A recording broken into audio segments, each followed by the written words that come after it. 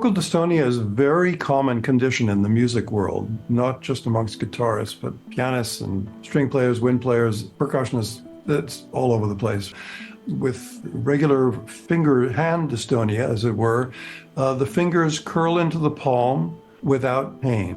It does this involuntarily. That's correct. You'll start to pluck a chord, say, and one of your fingers or two of your fingers will start to curl into the palm, and you can kind of pick them out again. You can bring them out again, but as soon as you start playing, they curl in again.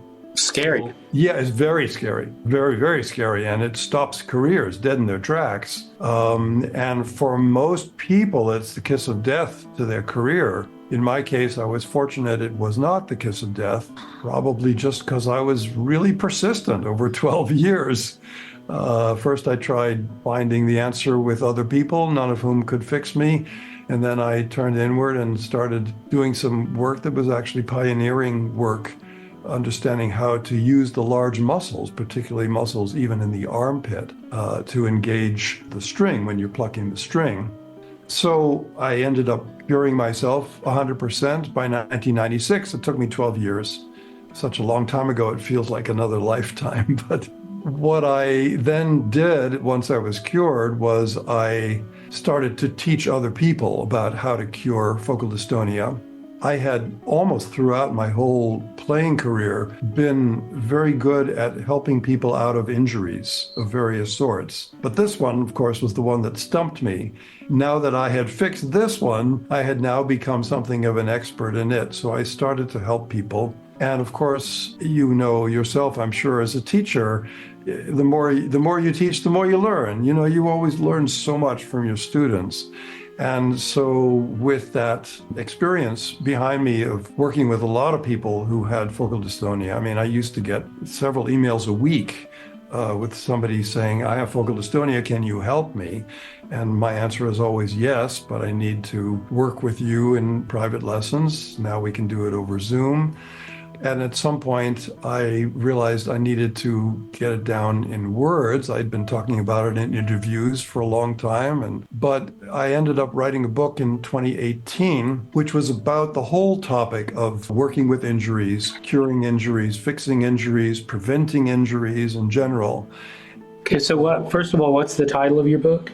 The title of the book is Playing with Ease. It's published by Oxford University Press. And people have found it extremely helpful, not just people with focal dystonia, but people with various tensions, performance anxiety, and things like that, in addition to more basic stuff about left hand, right hand.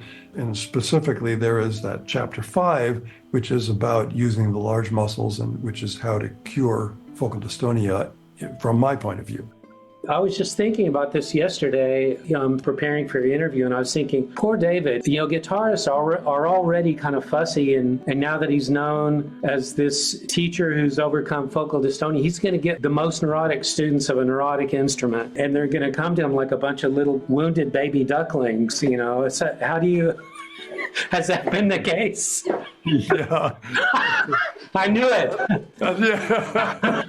I knew wonderful. It. That's wonderful. Well, in fact, anybody who has focal dystonia, they all are very wounded ducklings. How can it not be? Especially if your life mainly revolves around music and suddenly you're not able to play anymore, it really messes with your psyche, with your sense of well-being and who are you, and all those things. So they come in very wounded, and it's a very delicate situation. And I do have to play psychologist a lot in those kinds of lessons because it's a very, very delicate psychological situation. Yeah. And so, yes, when a guitarist is affected by this, it is maybe even more so. But boy, I've had very, very wounded people, all instruments come to me. Yeah. This might be getting kind of more esoteric, out on a limb, far out there. There's a whole spiritual archetype of the wounded healer, which I was thinking, David's a wounded healer. And you see this archetype all the time, like there is that TV show House about the doctor who he had some sort of limp, but he was this amazing healer. But I think that describes me exactly. And in fact, I had all those injuries or something close to them all along. I had little bits of all of them, and I figured out how to fix them all along. And so that's kind of what happens. You get wounded, and then you figure out how to get unwounded and how to heal from it, and then you help other people. Yeah. And of course, it's the most deeply satisfying thing when you're able to help somebody and they come out of that wounded space and are suddenly able to actually play again.